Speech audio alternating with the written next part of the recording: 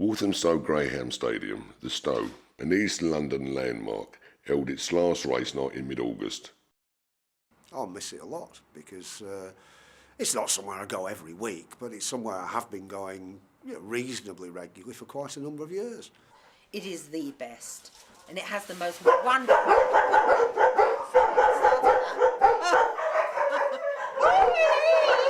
Walthamstow to me has been part of my life. The atmosphere at Walthamstow is unique. There's nowhere like it in the world. The crowd noise, the reaction of people are having a great night out, the social scene of it. Even non-Greyhound people have a wonderful night. They get behind the racing. It's a wonderful atmosphere.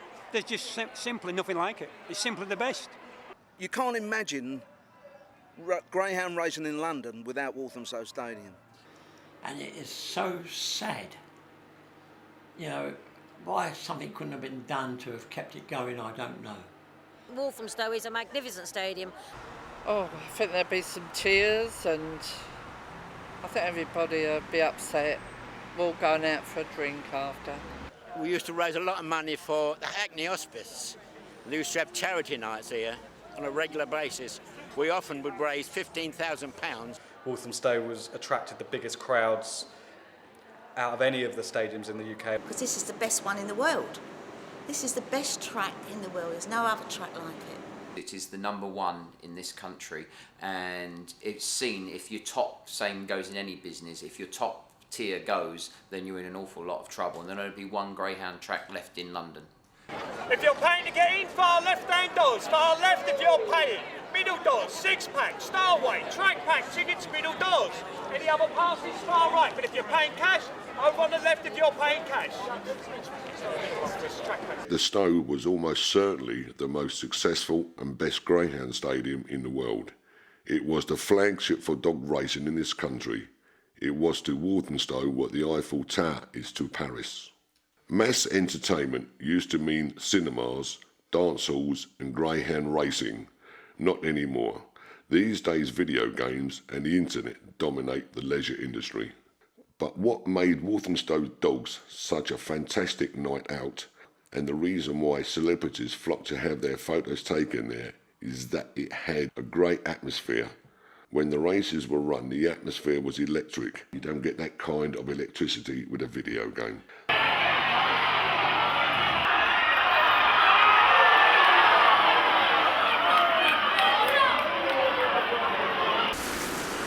The Stow should have been celebrating its 75th anniversary this year, a fine reason for a knees up and a bit of publicity. In the old days, the Chandler family, who have run the stadium since it opened in 1933, would not have missed the opportunity. But Greyhound racing is not what it once was. In the mid-1940s, the Dogs clocked up something like 50 million attendances, and there were 77 licensed tracks. Last year, only 3 million attended the 30 tracks that remain. The first nail in the coffin was legalised betting in the 1960s. Up to that point, the only way to make a legal bet was to go to a track. Off-track betting certainly went on with its bookies and runners, floormen and bagmen, but it was strictly illegal.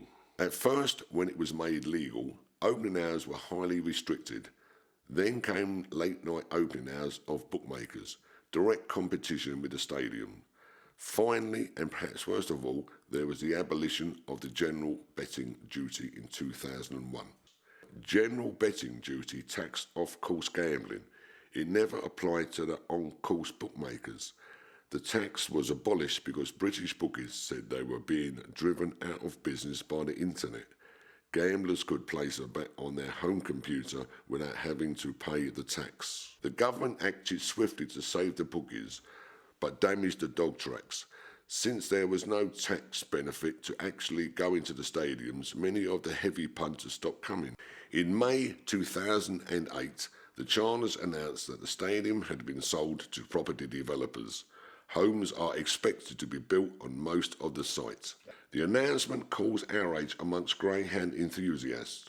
One called Rick Holloway put together a rival bid. We need housing in the area, but I don't want to see housing at the expense of everything else. Well, it isn't a great time to build houses, and I think hopefully this will make them rethink again.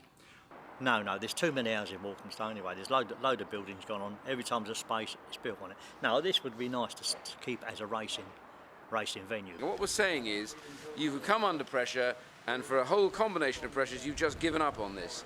And actually, there are lots of things they could do to change that place around. It's a community facility. Why do we get rid of another community facility just for more houses? We can do other houses. We've got plenty of places here where we can put up houses. Do we really need another housing estate? No. There's more to life than just building houses. And to sell it to people who are going to have it as some sort of building, some sort of massive estate, when people can't sell houses anyway at the moment, I just don't see it at all.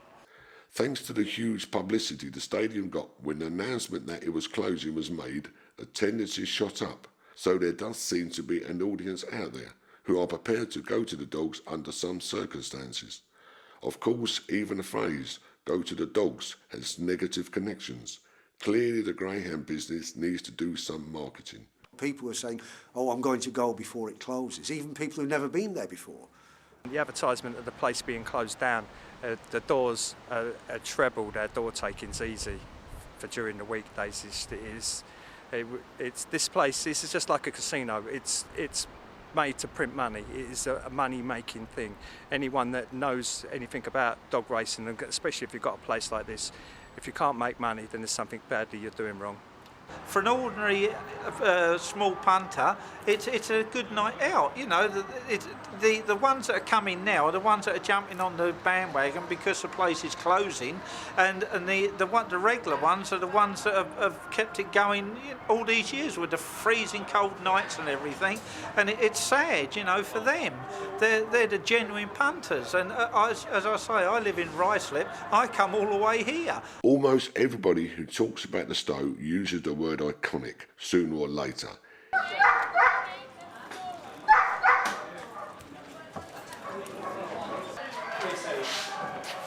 There are elements of Disney World, including absurdly ornate kennels.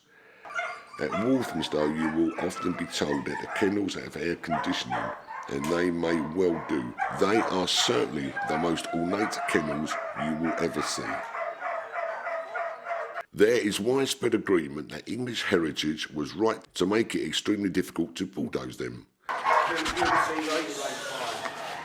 it's going to look very strange. It's going to look extremely strange. But if developers are willing to build that and people are willing to buy it, then it'll happen. And how those kennels will be used in years ahead, I'm not too sure. But certainly the design is very iconic. It is quite unique, actually. I haven't seen anything like it, and I'm pleased that parts of the track will be preserved, whatever may happen in the future.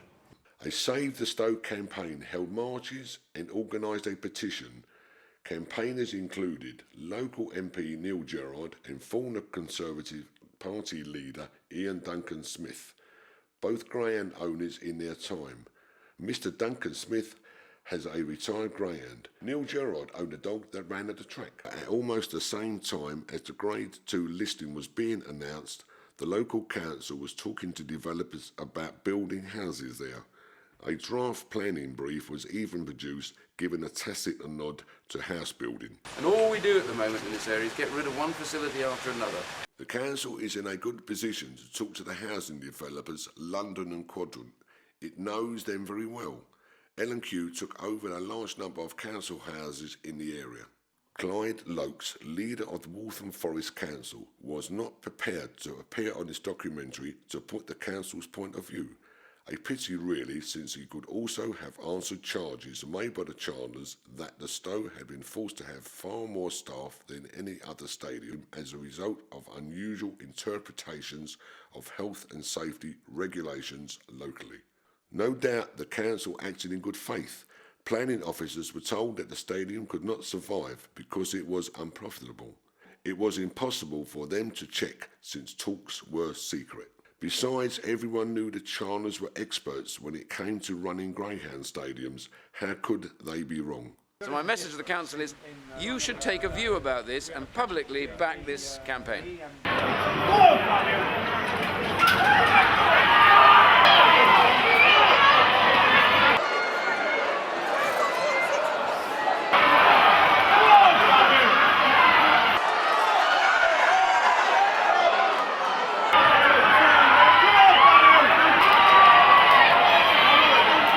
jobs there. You look at Walthamstow Stadium, and there are going to be 400 jobs going.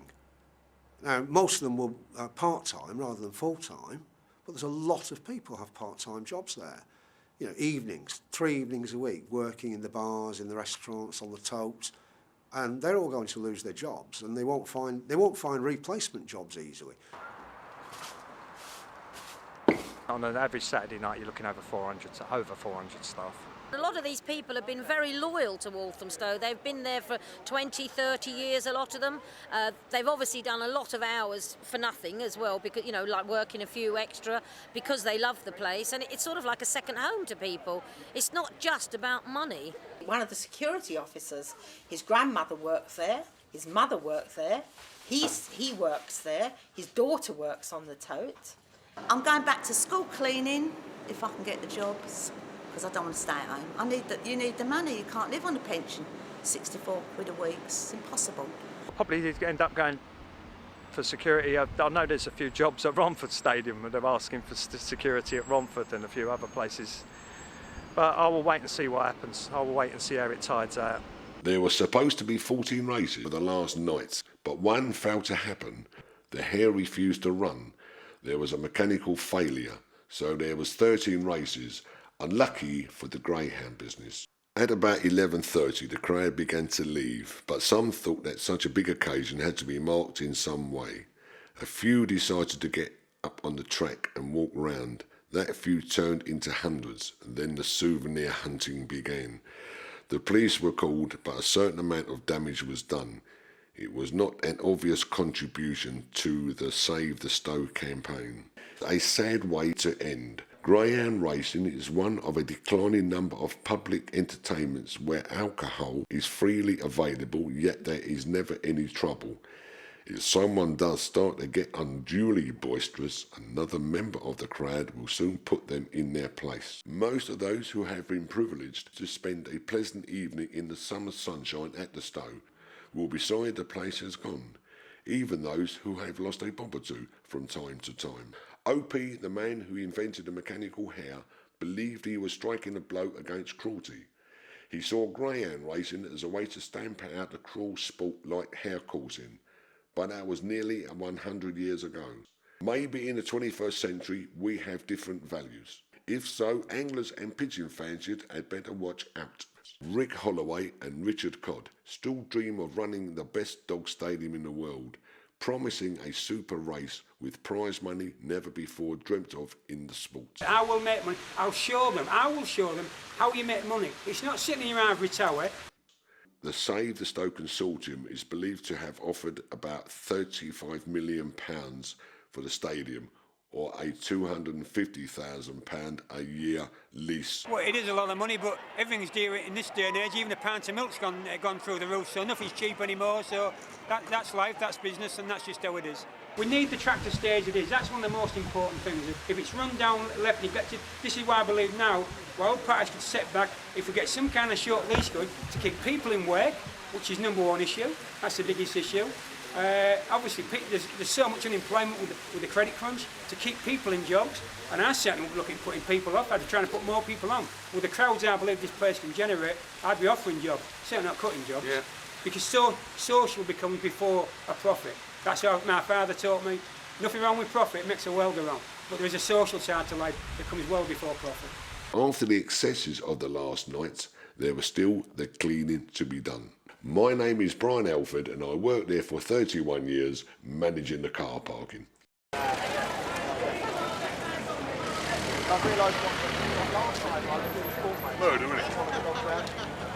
Yeah, they're going to demolish it, but I want to see it all clean before they do it, because everything's going to be sold. Tickets have got to be cleared up out here and that. No, I'd rather sort of go with it being clean. Very sad. Very sad.